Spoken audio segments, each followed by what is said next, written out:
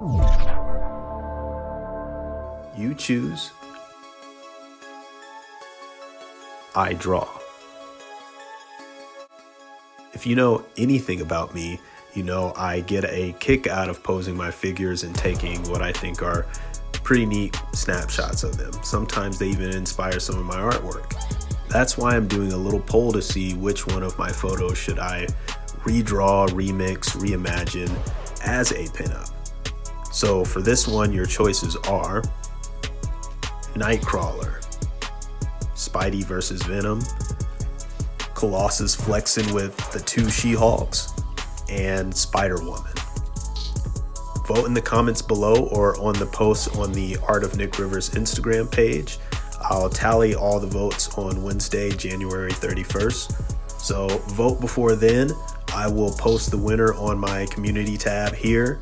Then, well, I'll get to work sketching it out for a future episode of Aonr Draws. Hey gang, welcome back to another episode of Aonr Draws. It's your friendly neighborhood Robo-Riv, Nick Rivers here. And just as I promised last week, here is Batman. This profile speed painting of Batman was done, so it could be kind of like a companion piece to the Joker one that I showed you guys the progress video on last week. So if you want to know a little bit more about like the technique that I used for that video, I'll keep putting the brushes that I use on the screen, but I have a little bit better of a description of my process in the Joker video. So definitely check that out if you haven't had a chance yet. But with Batman, this is kind of my take on Batman, which is very much influenced by Jim Lee and Frank Miller's Batman. I always like how their cut of the suit, so try to do something a little similar, but also a little different too. Definitely like having the cowl as tight looking on his face as possible, and even putting some brow lines kind of in a Alex Ross type manner, where he's got like the brow lines like sculpted on his mask. I always thought it looks pretty cool.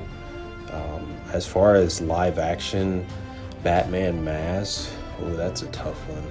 I have to think about that, which one I like the most. I don't think there's been a perfect one yet. They all have different parts of the design that I like, and other parts perhaps I don't. I did like the original 89 Batman is a pretty classic sculpt. It's a pretty classic design, but of course, as everyone knows, it's hindered by its lack of motion. Then you have like the Bale cowl, which was in Batman Begins. It was actually pretty cool. I liked it, but again, it had movement restrictions. When you get into Dark Knight and Dark Knight Rises, I like some of the overall shape of it, but I don't like how it's segmented and it looks more like a motorcycle helmet. So I wasn't ever really a big fan of that, but I do like some of the brow lines and the kind of squared off nose in those designs. And then you've got, let me see, like with the Ben Affleck Batman, with the Snyderverse Batman. I like that cowl a lot, but I did think the forehead was there's a little bit too much space between the forehead and the like pointy Batman horns, which made it look a little awkward sometimes, and sometimes the neck, because how they had it turn, it didn't look right all of the time, but in certain shots it's almost the perfect cowl design. Also wasn't like super big fan of how the mask part that the mask kind of cut out was the shape of that. I would like them, I know why they haven't, but I would like them to attempt something kind of like how I have here, where it kind of has that cut in design. I don't know if you would need to like give him a chin strap for that to look good in live action. I don't think Batman should have a chin strap, though. I don't think that looks really the best on his suit. At least in the comic books, it doesn't really look that great.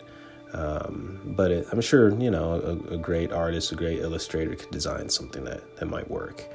But yeah, that's just that's my some of my takes on the different live action cows that Batman's had over the years. And one of the reasons why I love Batman, he's within my top two. He goes back and forth between Batman and Spider-Man. They go back and forth for the best character ever, best superhero character, best comic book character in my book. You know, I like them both, and I think that's due to the strength of their rogues gallery. They both have the strongest rogues gallery in comic books. And what I mean by strong is not like power level strong, just as far as memorability and you know, characters that probably get referenced the most in pop culture.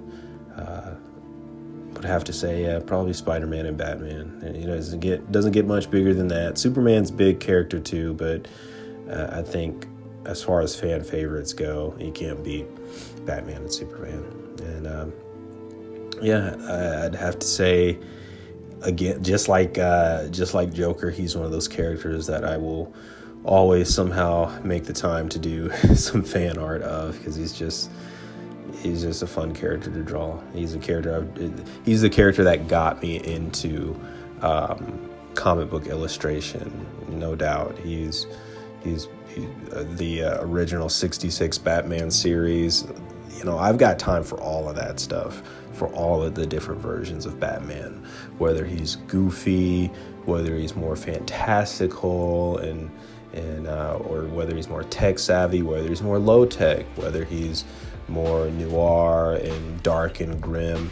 I've got time for all of those versions of Batman. You know, he's just a dope character. And if you made it this far into the video, thank you guys for checking me out and spending a little bit of your time with me.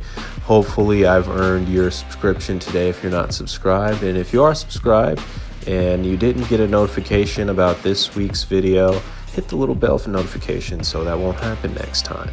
All right. Thank you guys so much for spending time with me again. Love you. Peace.